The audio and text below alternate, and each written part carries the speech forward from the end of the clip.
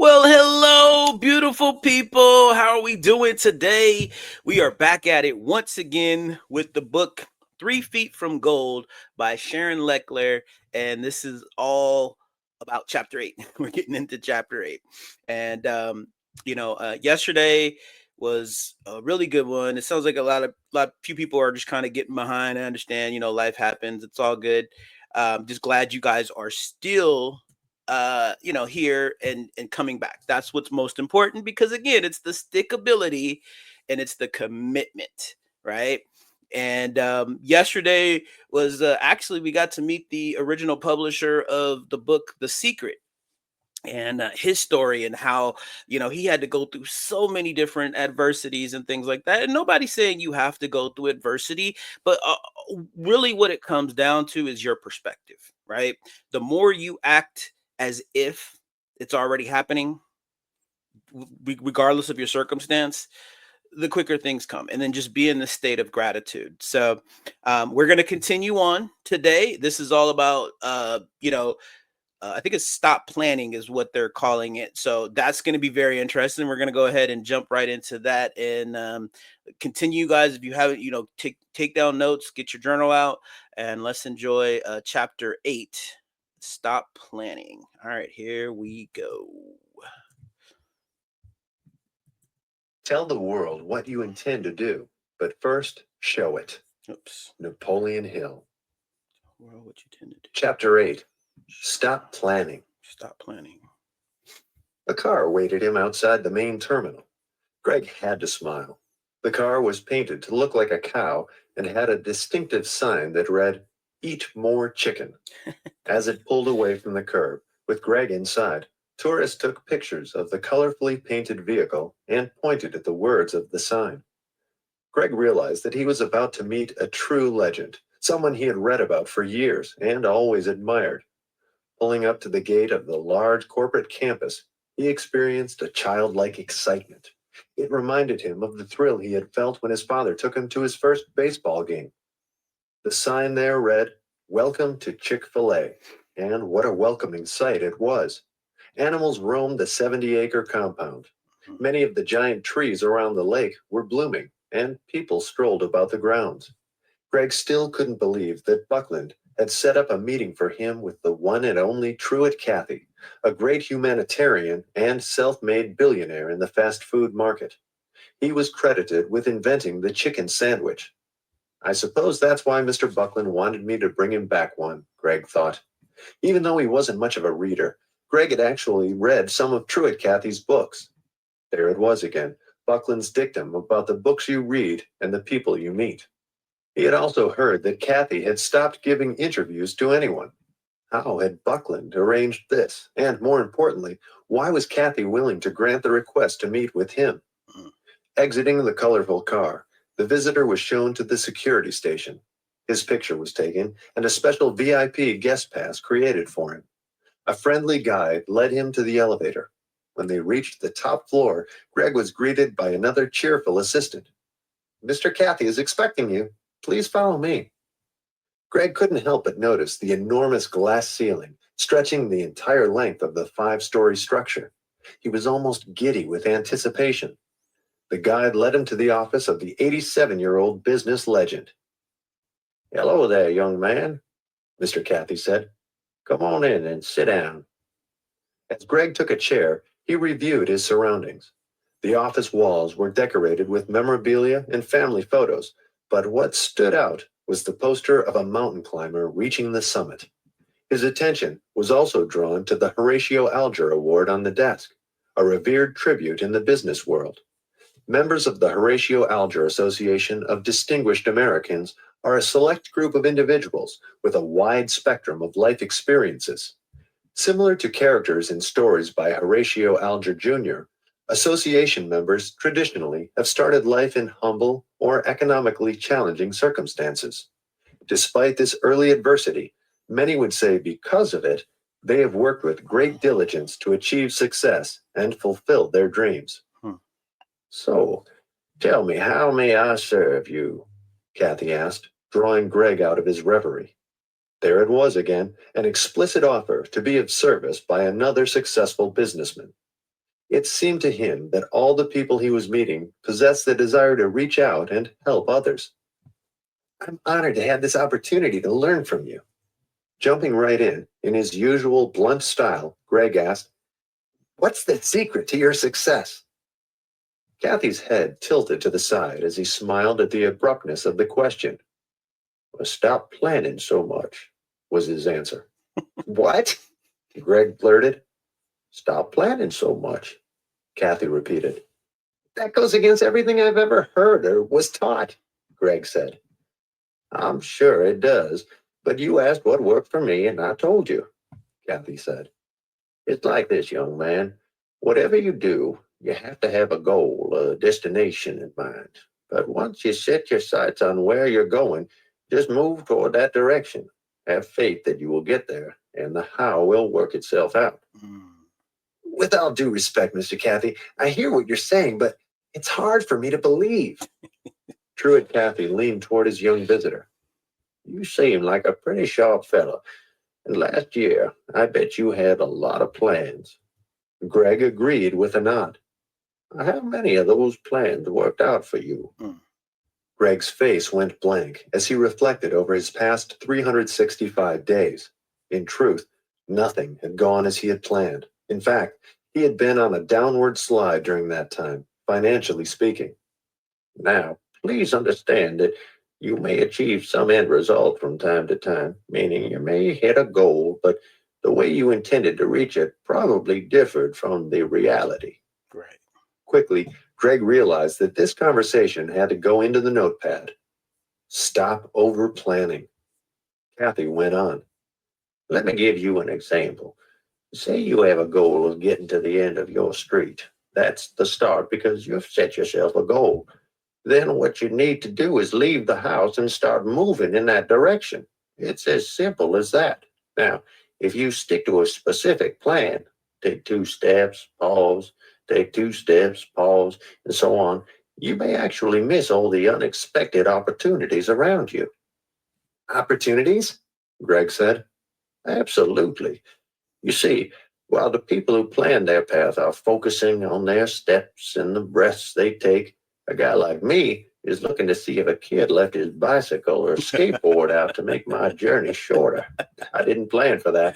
I just kept my eyes open for them." That's hilarious. Greg smiled at the image of this 87-year-old on a skateboard.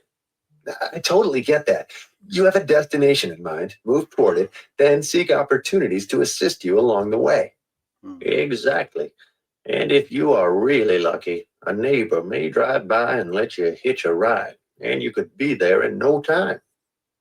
Greg sat in silence for a moment before jumping back in with another question. "Are you saying you never planned on your success?" "I didn't plan for Chick-fil-A to happen. It just did. Sure, I had the end in mind, but I had no idea how it was going to happen. When I got out of the Army, I opened the Dwarf Grill in 1946. I called it the Dwarf Grill because it only had 10 stools and 4 tables. It was 20 years later, in the 1960s, that I developed a pressure-cooked chicken sandwich and opened the first Chick-fil-A restaurant in Atlanta. Like I said, I just kept pushing toward the vision with faith in the process, and the how opened itself up to me." Kathy then said, "Want to take a tour?" "Love it." Greg rose from his chair and followed his host into the hallway. "I saw that picture of a mountain climber in your office. Were you a thrill seeker back in the day?" Sort of. But the picture is more a reminder and a symbol of what we have created here," Kathy replied. "The climber represents my business life, not being afraid to conquer any challenge, no matter how high, no matter how steep. It also reminds me to dream big and never stop short of reaching the top. It also represents the way I do things." Greg scribbled, "Dream big and never stop short of reaching the top." Then he asked, "Do what exactly?" "As you may know, a mountaineer will take great risks to get to the next level toward his goal. That's me. Yet he has to be careful not to risk his life by not having a lifeline and other support." "Lifeline?" "Yes. Every 20 feet or so the climber ascends, He ties himself off to the mountain so that if he slips or makes a careless move, he will not plummet to the bottom. He just falls the few feet from where he last secured himself. Mm. That makes sense, Greg said. Looking back, I sure wish I had done that in my own life. It seems I'm an all or nothing sort of guy. In the notebook, he wrote, "Climb safe, but climb to the top." Kathy watched him write. It's okay to take huge leaps in life. In fact, to get ahead, you have to. It's also okay not to bet the farm on every decision you make. Give yourself a little breathing. He pointed to the entrance of the building. Down here is my car collection. Greg's eyes lit up like a kid in a candy store. He pinched himself because he was still in awe that Truett Cathy was showing him around his collection of antique automobiles. Each one was from a year that represented a milestone in his life. Cathy explained the significance of each vehicle, offering details about the cars themselves. He was passionate about each one. The one car that did not represent a significant year was the Batmobile, the car from the movie Batman Returns. It was purchased at an auction simply because Mr. Cathy liked the idea of owning a bit of Hollywood history. It was yet another example of attraction versus commitment. The Batmobile was a toy, while the others had true meaning to his life. The two continued their stroll, making their way into the company lunchroom. You hungry? Cathy asked. He indicated the food gallery ahead. It was the best buffet Greg had ever laid eyes on, everything from pizza and pasta to sandwiches and lemonade. Help yourself, the entrepreneur offered. I see you have everything one could want, Greg said, but I don't see a cash register. Raising his hand to shield his mouth, Truett Cathy whispered in the visitor's ear, It's the only thing we left out. Cathy's smile grew. My company is focused on its people more than its profits. We keep the restaurants closed on Sundays. We have our own innovative approach to training our store managers, and we offer college scholarships to our employees. We believe if we support our people, they will make the business successful, and they have. Greg wrote, Focus on your people more than your profits. As he jotted down the message, Greg remembered his mentor's request. Mr. Buckland asked me to bring him home a sandwich. I suppose I should try one for myself since I'm here. I love your strips, but I've never tried the sandwich. Let's do something about that then. Mr. Cathy headed toward the kitchen. This is the best, right when they're hot. He grabbed a fresh buttered bun and put his famous chicken strips on it. You've got to have the pickles. It's what makes it so good. Truett handed the completed masterpiece to his visitor, who immediately sampled it. His host was right. The pickles did make the sandwich. While they ate, the two men resumed their tour of the headquarters. A question popped into Greg's mind and immediately out of his mouth. Did you ever hang out with the Colonel? I did. He was sitting at the counter eating a chicken sandwich. The grill man asked him, Now, Colonel, isn't that the best chicken you've ever eaten? In a sly tone, Colonel Sanders responded, Second best. Cathy's and Greg's laughter joined in a humorous chorus. As Greg left this incredible interview, he dialed his phone. You'll never guess who I spoke to today, Greg said excitedly. He had called David to check in, hoping there might be some good news on his brother's end. His silence told him everything he needed to know, and what he dreaded. One of the most successful businessmen in America. Good for you, bro. The last time they had seen each other face to face had been almost 6 months before. They had met at one of David's favorite bars. Dinner never came up. Greg had left after 2 hours. He had managed 3 club sodas to David's 6, or was it 7, scotches. Greg had lied about his business successes, insisted on paying the tab, and driven his brother home. In all, the evening was a waste. And he had just about given up on David at that point.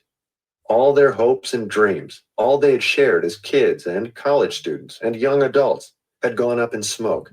But at least Greg was pursuing his dreams, even though the business was hanging by a thread. He said, What's going on? I mean, really, man, I can't talk to you anymore. David said nothing. Greg could hear the tinkle of ice in a glass, probably as David lifted it to his lips. It was a little thing, a stupid thing, but the sound of that ice sparked a rage in Greg's heart and soul. He ended the call. All thought of his great day with Truett Cathy and the life-changing path John Buckland had laid out before him vanished. He felt sick and helpless and hopeless. Yet suddenly, as if in a spark of divine inspiration, Greg realized it was not his job to save David, but only to offer the help that he could, the opportunity. It was up to his brother to accept the opportunity or not, just as Greg had walked through the door that Buckland had opened before him. That's right. That's true. It's not up to him. All right, you guys, let's go ahead and get back here. Wow, some really good stuff. Really enlightening information. And I think still today, Chick-fil-A is the #1 fast food joint when it comes to profits. And they're still not even open on Sundays, which is crazy. Yeah, so really enlightening story there. For sure. I hope you guys are really enjoying that. There's some profound stuff that Greg came to a conclusion, and it's true, because they always say you can lead a horse to water, but it doesn't mean they're going to drink it, right? Change has to come from within. It doesn't matter how much you want it for the other person. They got to want it for themselves. So, and if anything, you just want to be able to lead by example. So if you find that there's a person in your life that is just not doing what they're supposed to be doing, a spouse, significant other, whatever, you just continue to work on you. And either that person is going to change because they see the changes in you, or you're just going to naturally move away from that person. And if it's family, you'll just spend less and less time with them, because two opposite tracks cannot stay together. They'll push, right? So just keep that in mind, if you're dealing with something like that. And yeah, you guys just keep doing what you're doing. I hope you guys are really enjoying this. There's some really, really good stuff in here. And just, again, learning the businesses of success. This is more grounded for sure. But when you incorporate all of the spiritual things too, that they also talk about, you get a perspective of both. Right. But again, the whole point, even that whole analogy with the mountain, and just to stop planning, go for the top, but make sure that you harness yourself so that if you do fall, you don't fall too far, right? And remember, I was telling you before, failure is feedback. So you just know you're gonna fall, and it's okay.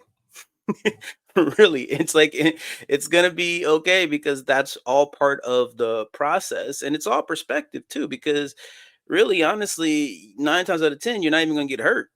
You just think you are. So, just come with these little different words, Smiths, of how to change it to make it where you guys just keep building up your momentum. And let's come back again here tomorrow.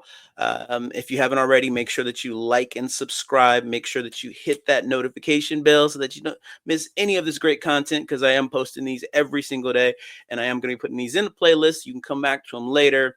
And until next time, you guys make it a great day. Take care. Bye-bye.